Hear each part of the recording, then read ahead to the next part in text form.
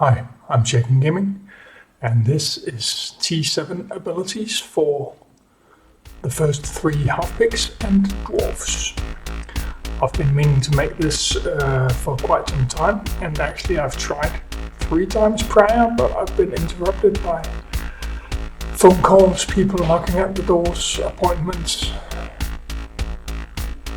Yeah, I'd better make this one fast so I'm not interrupted this time again.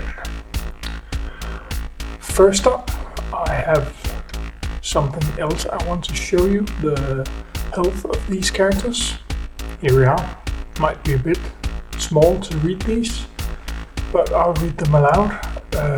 We've got Toole down here with bottom third of the... I forgot to say, this is estimated health pool, calculated from armor and health and shield. So the health and shield combined multiplied by the armor percentage to give an estimate of how much damage a hero can take before they die at level 80, gear 12. So back again, Toole down here. Then we've got Ambu&Lance and Zappy, both in the lower part, but above just in the top of the lowest 1/3.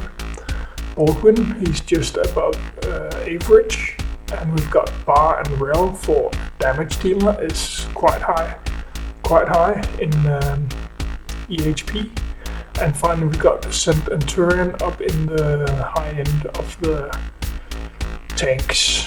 Pretty tanky defender. Back to the heroes. If we start off with the half-pigs,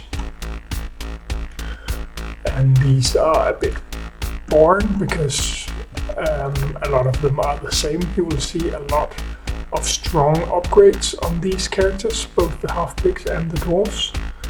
Most of the upgrades are, in my opinion, what I give a 4 point, where my ranking goes from 1 point being an absolutely useless skill to upgrade, and 5 that is game changing.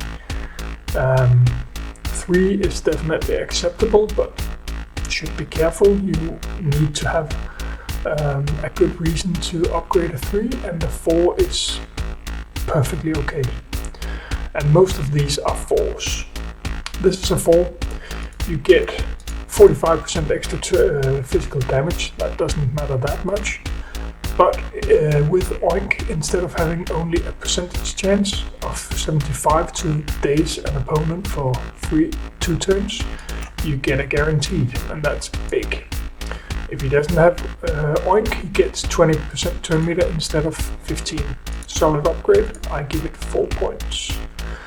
The next one, Hognado, his AoE ability, gets 45% extra physical damage on all 5 targets, enemies, if it's the beginning of the fight. That's a lot. And instead of 50% chance to slow all enemies for 2 turns, instead of 50 he gets 75%. That's another big one. And without Oink, 75% chance to bleed instead of 50.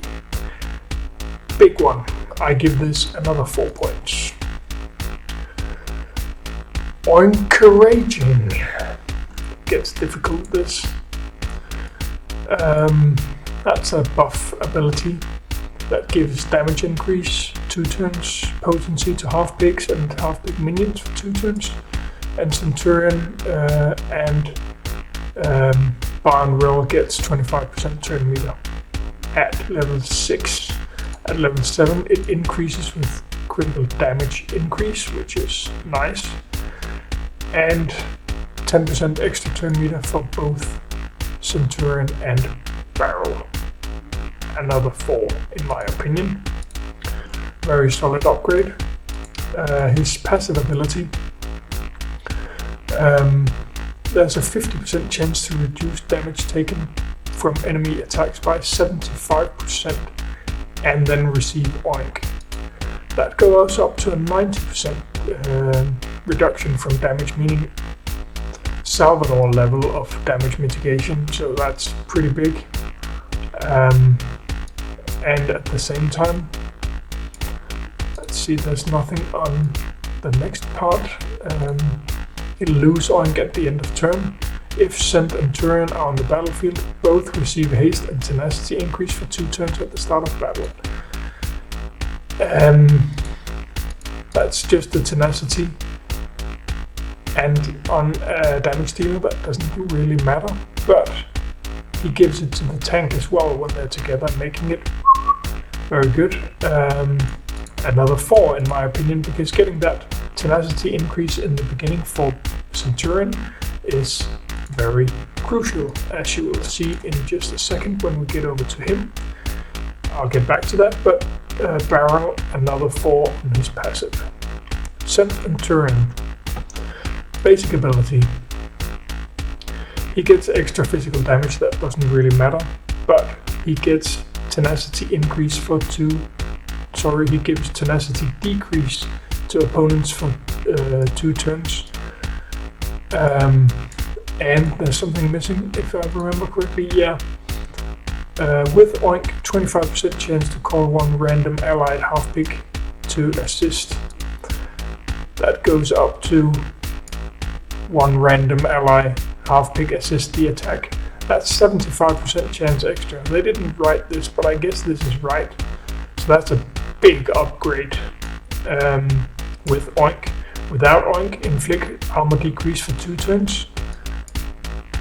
Oh, what? Sorry. He inflicts tenacity decrease. The no Oink doesn't change, but tenacity decrease for 2 turns, that's pretty good, especially if it's on a tank you want to strip. Another good upgrade, just because of that 75% extra chance to get allied half-pig assist in the attack, and the tenacity down, of course. The damage itself doesn't matter, but that was just hidden. Didn't show in the upgrade text, but it should be there. His second ability deals damage to an enemy, doesn't matter. Oink, stun the enemy for 1 turn. Yeah, that's the same. Cent&Turion gains slow for 1 turn. Now that's nice, because when you have slow up, you want to be slow. No Oink, remove 1 debuff and inflict it to another target. That goes up to remove 2 debuffs and inflict it to someone else, plus inflict stun and healing block for 1 turn, making healers useless. It's another 4, I'm afraid. And that brings us to his taunt ability. Remove 2 debuffs from themselves.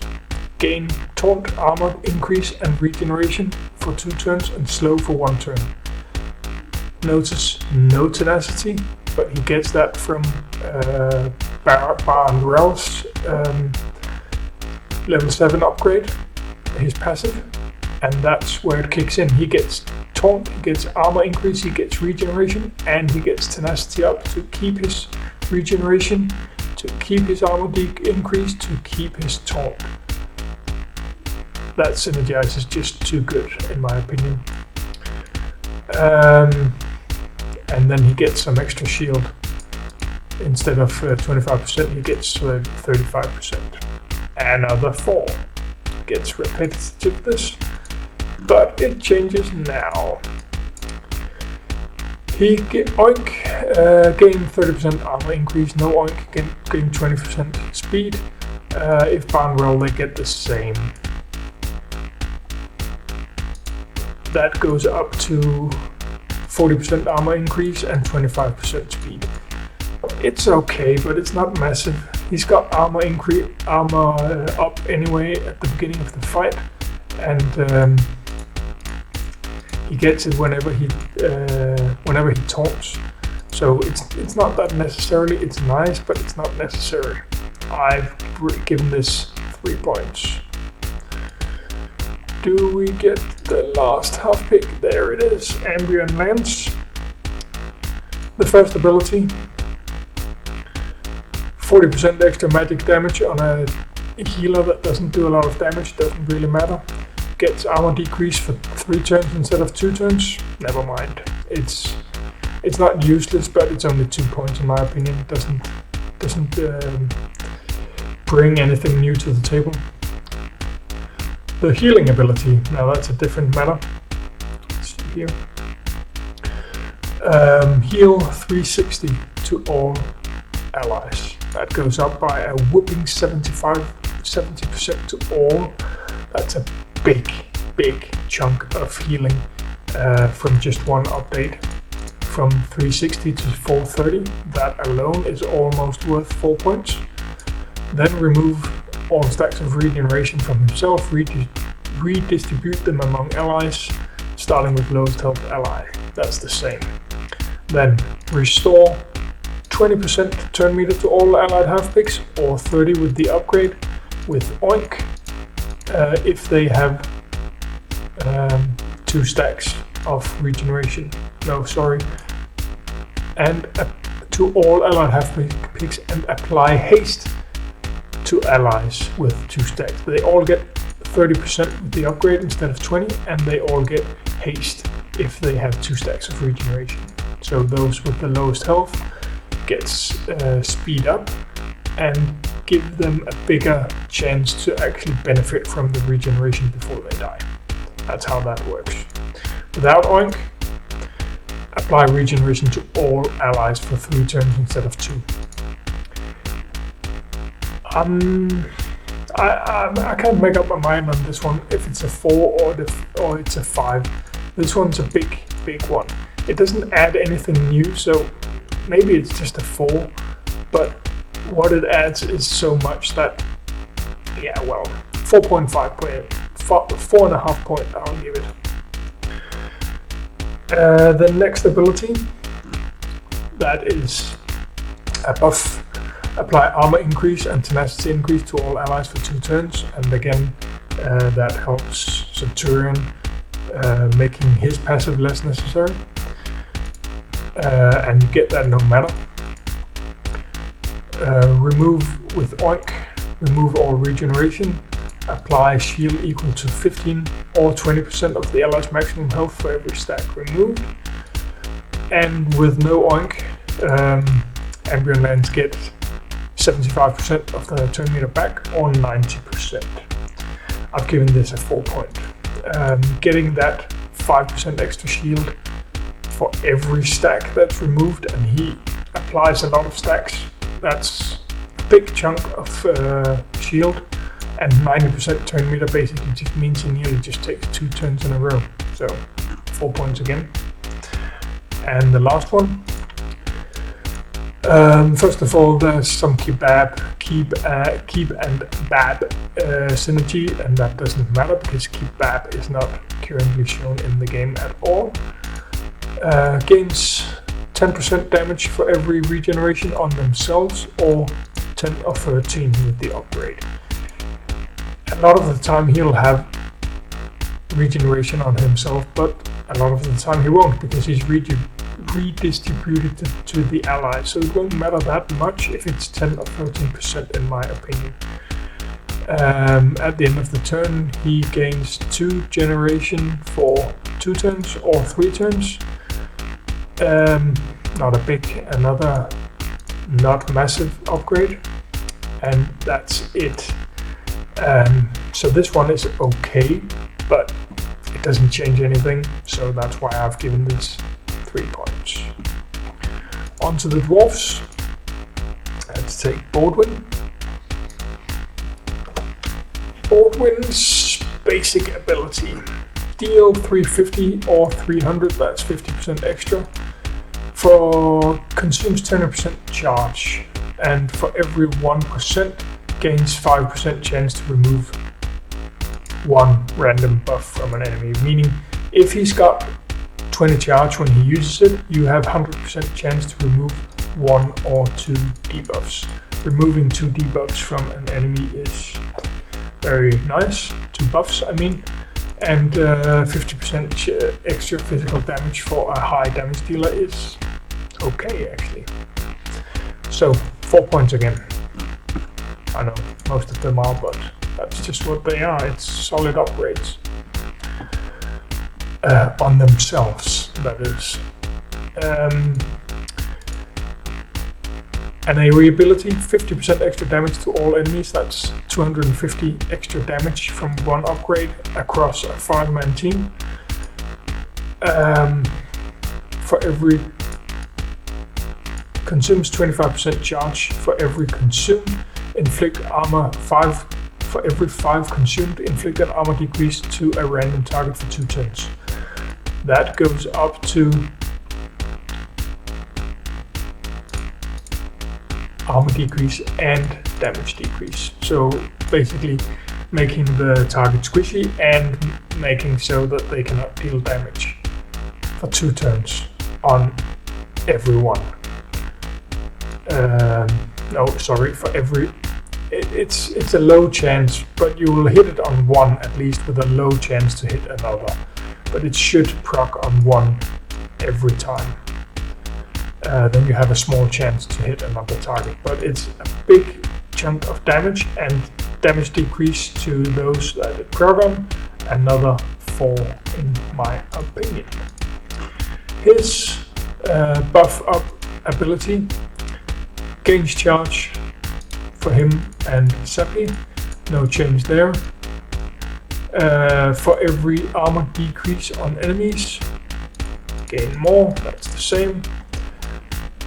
If charge has reached 100%, Zappy and he gets increase in crit chance for 2 turns. And what do you like combined with crit chance? Damage increase or crit damage increase. And you get damage increase with this one. It's another big one because you want to use this every time, and it's a buff that hits both himself and Zappy. 4 points. The passive increases penetration by 1.5% for every 1% of his charge. Meaning if he's got 100% charge, he's got 150% extra penetration. And if his charge is less than 40, or if his charge is less than 40, he gains 25% charge, and Zappy gains the same. That's up from 20 to 25. That's not a big difference. Shouldn't matter that much. What does matter though is the penetration. On a lot of heroes, you won't even consider this a good ability because their penetration isn't high enough to justify this upgrade. But I checked the numbers, and Bordwin's got the highest penetration in the game, meaning that instead of 150% increased penetration of the already highest in the game, he gets 200% extra penetration. That's a lot of penetration, meaning he'll basically just charge through all the high armor targets, and that's why this is another 4, even though it sounds bad, because he's got the highest in the game. That's still worth it.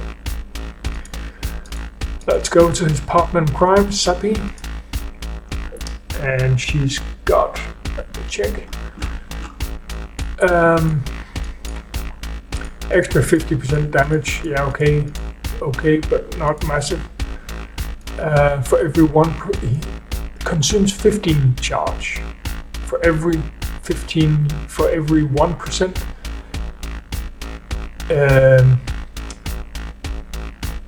For every 1% of consumed charge, the crit chance of this attack increases by 55%. It's written a bit cryptic. That's from 4 instead. So instead of having 30% chance, extra chance to crit with this attack, you get, sorry, what was it? From 30%, you get 45% increased. And her crit chance is already decent. You will get up above near 70% chance to crit without runes, without artifacts. That's pretty good. On top of that, landing a critical hit inflicts critical chance decrease for 2 turns on the enemy, instead of just having a 75% chance to inflict it. 4 points. I know, Again, 50% extra physical damage on an AoE almost justifies on its own to get 4 points in my opinion, but on top of that, prolongs armor decrease for 1 turn on enemies that have it. And Zappy and Bordwin benefits from, they have synergy of armor decrease on enemies, which I'll come back to in a second. So that's why that's another 4 points. The buff up ability goes from crit damage increase for 2 turns to 2 allies to all allies, and instead of then she restores charge to herself and Bordwin, and extra for each dazed. She gets 10% charge for each dazed enemy instead of just 5%. That's another big one, and that's why that's another 4. On the passive, for each charge gain crit damage increase, that's the same, but instead of having only 40%, if the charge is less than 40 you gain 30, it goes up to 50. If you have less than 50 you gain 40. So that will not proc very often on a 5-man dwarf team. That one might still proc pretty often and you will benefit. That part of the passive just won't have much meaning on a full dwarf team. You will see that when you have the full dwarf team, but it makes sense when she gets the upgrade. That was it. I think I gave that another 4 points actually, yes, because that makes it useful instead of being not useful on a full team. Sorry, Toole, he's the last one. He's a bit squishy. He's got this double attack mechanic that all his attacks does.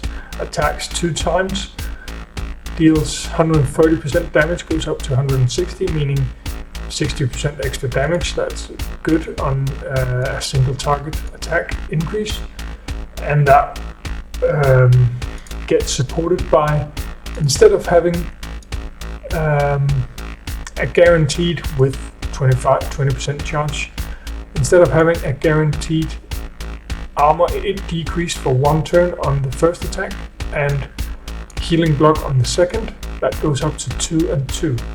So a decent chunk of damage combined with a lot longer armor decrease and healing block on the opponent. That's 4 points. Surprise.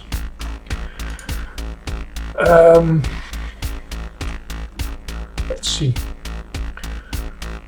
Attack the enemy 2 times. Each attack deals 215, goes up to 260.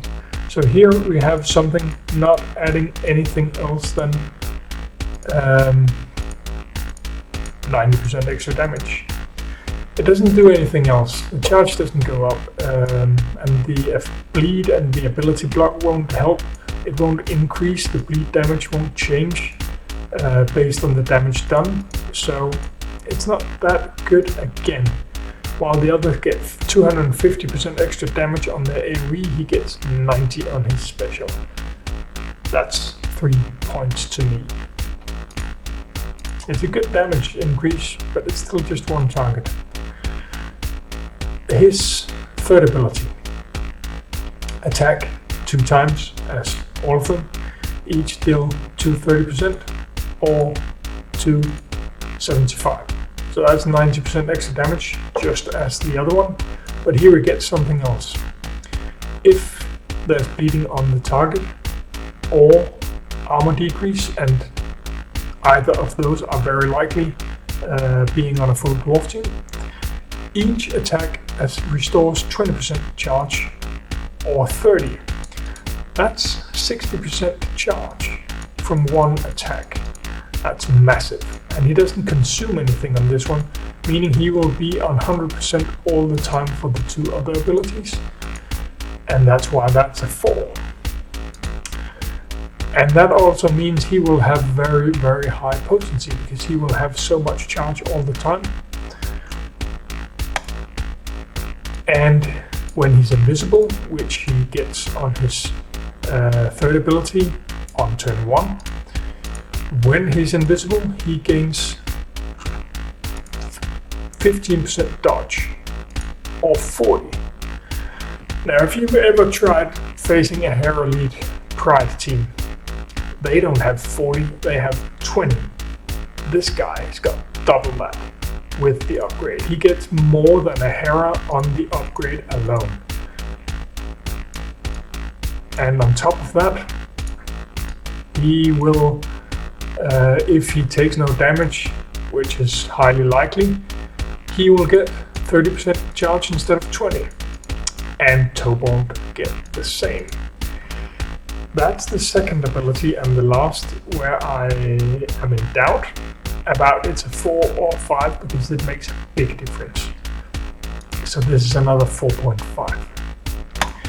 Now, usually when I'm done evaluating the abilities on their own, I tend to go over and look at which abilities I would recommend you guys upgrading, because just because a character, a hero's abilities in itself is a good solid upgrade, and nearly all of these on the half-pigs and dwarves are, that doesn't mean that the character itself is useful now. And why aren't they? There's only 3 of them. Okay, you can use Instructor Gorham as lead, but that's still only 4, and Wizard Art will, in my opinion, be a lot better when he comes around. They need the last. Toole really needs Toole. He's useless without Toole because the synergy they give to each other is so big, just as you saw on Cent&Turion and Bar&Rel, and with Bordwin and Zappy, they gain so much from each other, and Toole will just be a tool in the box until Toole comes and unlocks it and makes it useful. And still he'll not be completely super good until he gets Baldur, the legendary tank. Without a tank on a team, yeah, well. And Baldur skyrockets their survivability and their charge increase. The list with the top 10 abilities that I recommend upgrading is somewhere up here now, linked, so you can watch that video if you want, because it stays the same now. I'm not recommending upgrading any ability on dwarves and half-pigs just yet. I'm not saying they're bad upgrades. You heard the numbers. I gave more or less all of them 4, but I think they are not at their full potential yet. So if you really want them, upgrade them by any means. This is just recommendations. Everything that I do, feel free to upgrade those characters or heroes that you want, that you use a lot. If you don't use a hero, then it doesn't matter if I rank their ability upgrades high or low, because it will be useless for you unless you actually use the heroes and they are meaningful to you. So upgrade what you want. Use my guide if you want to. Subscribe, like, whatever you like. Link in the description to Imgur, where my infographics are. Also to my Discord server, where you can come and chat, ask questions if you want. Also all my infographics is there, and links for all my spreadsheets are in there. Character chart farming calculator, various spreadsheets with, I'm blank right now. For example, the Gear 12 challenges. I have a team set up for more or less every Gear 12 challenge fight with recommended team, and tons more. See ya. Have a great day.